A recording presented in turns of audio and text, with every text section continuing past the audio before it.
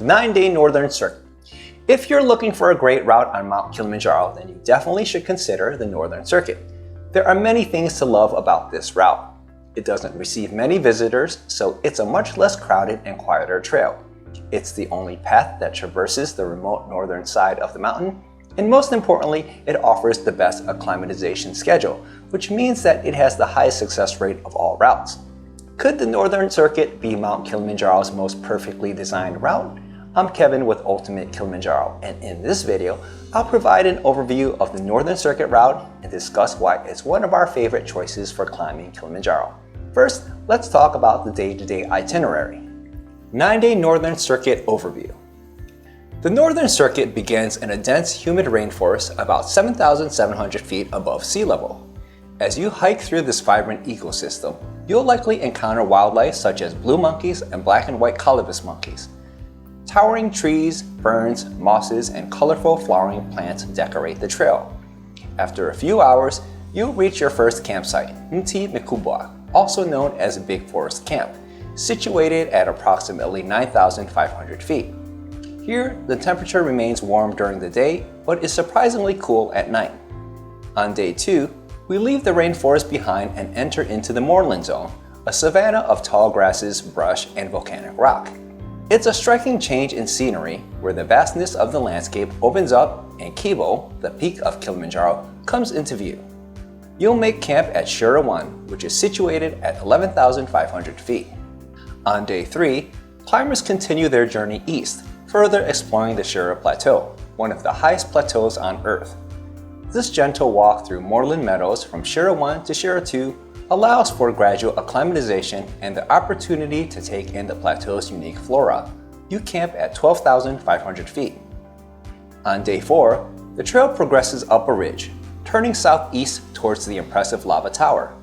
Lunch is served at the foot of this volcanic rock formation at an altitude of 15,000 feet.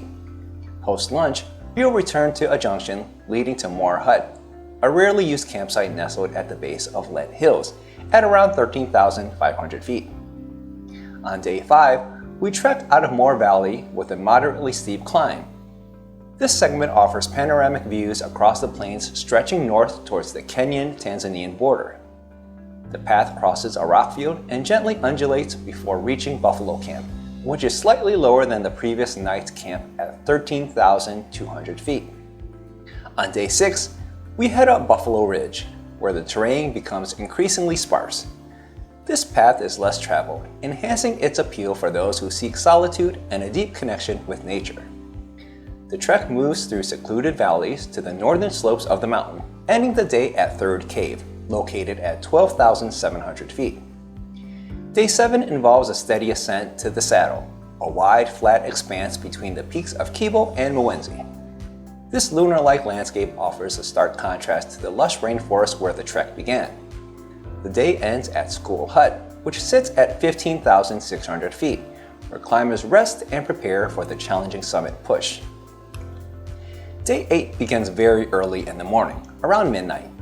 We begin our push to the summit in the dark, often accompanied by strong wind and extreme cold. The ascent is slow and steady, with frequent short breaks. Upon reaching Gilman's Point at 18,600 feet, climbers experience a breathtaking sunrise over Mwenzi as they stand on the crater rim. A couple hours later, we arrive at Uhuru Peak, the highest point on Mount Kilimanjaro in the continent of Africa, at 19,341 feet above sea level. From the summit, we hike back along the crater rim, then descend 3,000 feet on a scree field to Barafu, where we have lunch. We continue to make our way down another 6,000 feet to our last campsite, Mweka Camp. This trail is exceptionally rocky, which can wreak havoc on tired legs. On our last day, day 9, you'll continue the descent into the rainforest to Mweka Gate at 5,300 feet.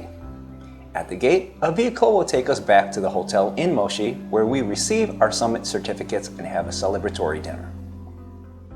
Northern Circuit attributes. To thoroughly evaluate a route, we must consider the main factors that make a route more or less favorable to climbers.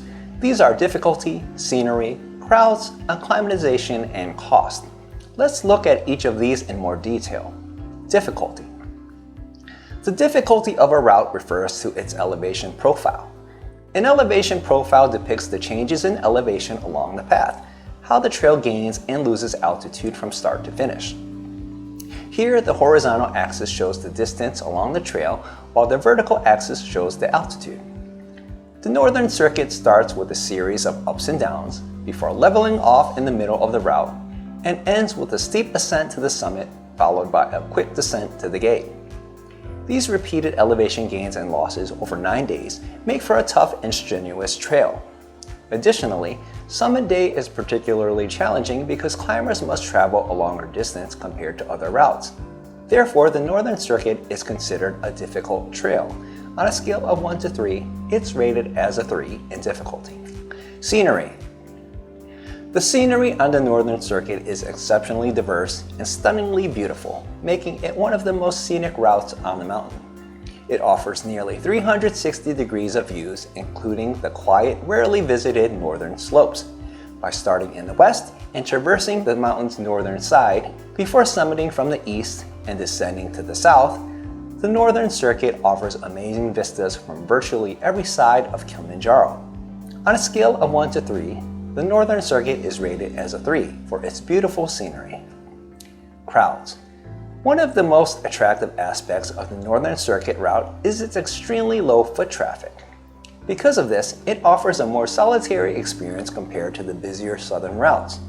Very few groups use the campsites on the northern slopes, which means it's very possible that you can have the sites all to yourself or close to it. On a scale of 1 to 3, the Northern Circuit is rated as a 1 for its very low crowds. Acclimatization. Altitude sickness is the main hurdle that people face while climbing Kilimanjaro. Not being able to acclimatize to high altitude is the most common reason that people fail to reach the summit. That's why we always recommend taking a longer route, at least 7 days, but preferably 8 or 9 days. A route's success rate is strongly correlated to the number of days spent on the mountain. The greater the days, the higher the success rate. As the longest standard route on Kilimanjaro, the 9-day Northern Circuit has the highest success rate, as expected. At Ultimate Kilimanjaro, our success rate for the 9-day Northern Circuit has historically ranged between 95 to 98%. This is a result of the route's excellent acclimatization profile. On a scale of 1 to 3, the Northern Circuit is rated as a 3 for its outstanding, nearly perfect acclimatization. Cost. The cost of climbing Kilimanjaro on a particular route is mostly a function of the number of days spent on the mountain. Given that the 9-day Northern Circuit route is the longest standard route, it's also the most expensive route. On a scale of 1 to 3, the Northern Circuit route is rated as a 3 for its high price. Scorecard. So let's take a look at how the Northern Circuit ranks in each of the categories. For difficulty, the Northern Circuit is a 3. It's a difficult route based on its overall elevation gain, steep slopes, and lengthy itinerary. For scenery, the Northern Circuit is a 3. It's a beautiful and scenic route. For crowds, the Northern Circuit is a 1. It's quiet and has little foot traffic compared to the mountain's most popular routes. For acclimatization, the Northern Circuit is a 3. It has the absolute best acclimatization schedule over 9 days with a success rate between 95 to 98%. For cost, the Northern Circuit is a 3. It costs more than the average climb due to its longer duration. Overall, the Northern Circuit rates very well on most of the criteria. It has great scenery, low crowds, and superb acclimatization. Yes, it also costs more, but that's the price you pay for success, or should I say the higher probability of success. But what about the high difficulty? Let's talk about that. When people see a route rated as difficult, they worry that they won't be able to handle it physically. It's an understandable concern, but let's look at it in a different way. The people who fail on Kilimanjaro do so primarily because they succumb to altitude sickness, not because they were physically exhausted from hiking. In my experience, most people who climb Kilimanjaro, even the ones who may be considered out of shape, are able to muster 1 day of tremendous effort to reach the summit and descend. It may take every ounce of willpower to do it, but they do.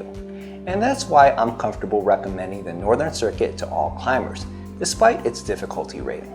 It's true that the Northern Circuit takes a long circular path around the mountain before reaching the summit. This manner of hiking is harder than a direct route because it uses far more energy over a greater number of days. And if Kilimanjaro were at sea level, then the direct route would be the obvious choice. Of course, Kilimanjaro isn't at sea level. It's really, really tall.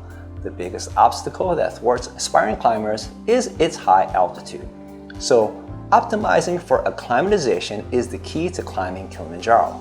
And when it comes to acclimatization, there is literally no route that has a better profile than the 9-day Northern Circuit.